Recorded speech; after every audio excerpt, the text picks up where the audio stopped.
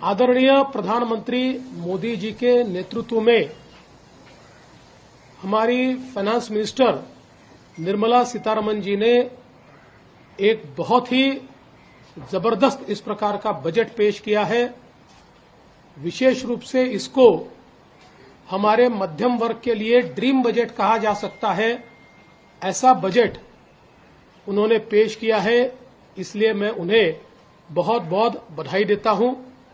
विशेष रूप से income tax का एग्जम्पशन स्लैब जिस प्रकार से परिवर्तित किया गया है और 12 लाख रुपए तक कोई इनकम टैक्स नहीं लगेगा, ये जो घोषणा है ये निश्चित रूप से एक मील का पत्थर भारत की अर्थव्यवस्था के इतिहास में साबित होगा। 7 लाख से सीधा 12 लाख का जंप। और मैं बता देना चाहता हूं कि 2014 में मोदी सरकार ने ही 2.5 लाख तक एग्जम्पशन लिमिट लेकर वो गए थे। वहां से लेकर अब 12 लाख तक का ये सफर हमारे मिडिल क्लास, सैलरीड और हमारे जो नए तरुण हैं, इनके लिए एक बहुत ही सुखकारी इस प्रकार का अनुभव होगा। इसके कारण एक डिस्पोजेबल इनकम एक बहुत बड़े तबके के हाथों में आएगी, जिसके कारण खरीद भी होगी, डिमांड भी बढ़ेगी, एमएसएमई को भी फायदा होगा, रोजगार की भी निर्मित होगी। तो एक प्रकार से इसका एक बड़ा अर्थव्यवस्था पर इफेक्ट हमको दिखाई देने वाला है।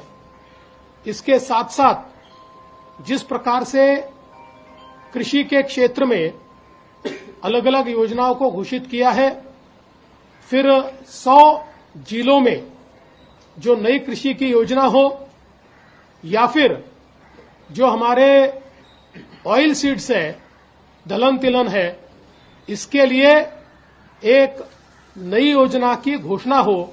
इस नई योजना के कारण बड़े पैमाने पर किसानों को फायदा होगा और केंद्र सरकार 100% माल खरीदने की बात कर रही है। इससे किसानों को बहुत बड़ा फायदा होने वाला है। हमारे जो मच्छीमारी करने वाले किसान हैं, उनको भी 3 लाख रुपए की जगह 5 लाख रुपए क्रेडिट कार्ड के माध्यम से सीधे बिना ब्याज के मिलेंगे और कृषि के क्षेत्र में बहुत बड़े पैमाने पर निवेश ये होता हुआ हमको दिखाई देता है। विशेष रूप से हमारी युवा शक्ति के लिए एमएसएमई का क्षेत्र ये बहुत महत्वपूर्ण है। इस क्षेत्र में भी जो क्रेडिट लिमिट है और जो थ्रेशोल्ड लिमिट है, ये दोनों को बढ़ाने के कारण एमएसएमई को विशेष रूप से फायदा होने वाला है। उसके साथ साथ हमारे जो स्टार्टअप इकोसिस्टम है, चूंकि महाराष्ट्र ये देश का सबसे बड़ा स्टार्टअप हब बन चुका है, तो स्टार्टअप्स को भी जो 20 करोड़ रुपए तक ऋण देने की बात कही गई है, इससे स्टार्टअप इकोसिस्टम को बूस्ट मिलेगा और हमारे युवाओं को बड़े पैमाने पर इसके माध्यम से रोजगार भी मिलेगा। इंफ्रास्ट्रक्चर के क्षेत्र में भी जिस प्रकार से पीपीपी को बढ़ावा देकर इंफ्रास्ट्रक्चर में प्राइवेट सेक्टर के निवेश को बढ़ाकर एक प्रकार से बड़े पैमाने पर रोजगार का निर्माण करने का जो फैसला किया गया है, राज्यों को 50 साल का बिना ब्याज का इंफ्रास्ट्रक्चर ऋण देने के लिए 1.5 लाख करोड़ रुपए ये केंद्र सरकार ने रखे हुए हैं। इसके कारण इंफ्रास्ट्रक्चर में भी बहुत बड़े पैमाने पर फायदा होगा। इसके साथ साथ कई योजनाएं जो केंद्र सरकार ने आज घोषित की है, मैं ऐसा मानता हूं एक पाथ ब्रेकिंग इस प्रकार का यह बजट है। 21वीं शताब्दी में एक नई दिशा देने वाला यह बजट है। विकसित भारत की ओर भारत को ले जाते हुए समावेशी विकास, सभी को साथ में लेकर समावेशी विकास करने वाला इस प्रकार का ये बजट हमारे प्रधानमंत्री जी ने और हमारे फाइनेंस मिनिस्टर ने यहां पर रखा, इसलिए उनको मैं बहुत बहुत बधाई देता हूं। कॉमन मैन का बजट है।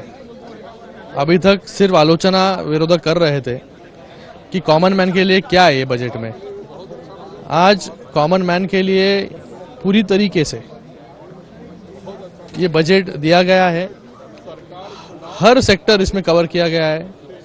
किसान इसमें कवर किए गए हैं, स्टूडेंट्स इसके कवर किए गए हैं, हेल्थ केयर इसमें कवर किया गया है। मिडिल क्लास सबसे बड़ी राहत कि 12 लाख तक कोई भी टैक्स उन पर नहीं लगेगा। मुझे लगता है कि ये बहुत बड़ी पहल सरकार के ओर से है। मैं देश के प्रधानमंत्री नरेंद्र मोदी जी को और उसी तरीके से फाइनेंस मिनिस्टर जी को बहुत बहुत धन्यवाद अदा करता हूं कि जो सबसे बड़ा घटक इस देश का मिडिल क्लास है उसको राहत देने का काम इस बजट के माध्यम से हुआ है। अभी विरोध को, ऑपोजिशन को कुछ बचा नहीं है बोलने के लिए। तो मुझे लगता है कि अभी जिस तरीके से सरकार परफॉर्म कर रही है, काम कर रही है, गए 10 साल में जिस तरीके से मोदी जी के नेतृत्व में इस केंद्र सरकार ने काम किया है, इसलिए तीसरी बार लोगों ने चुन के दिया। और जो मिडिल क्लास सबसे ज्यादा डिपेंडेबल ऑन सरकार पर है, उनको बड़ी राहत देने का काम आज सरकार ने किया है। जो अपोजिशन ने सोचा भी नहीं था, वो मास्टर स्ट्रोक जो है सरकार ने लगाया है। अमर उजाला जीवांजलि के सारथी की मदद लें और महाकुंभ में स्नान जरूर करें।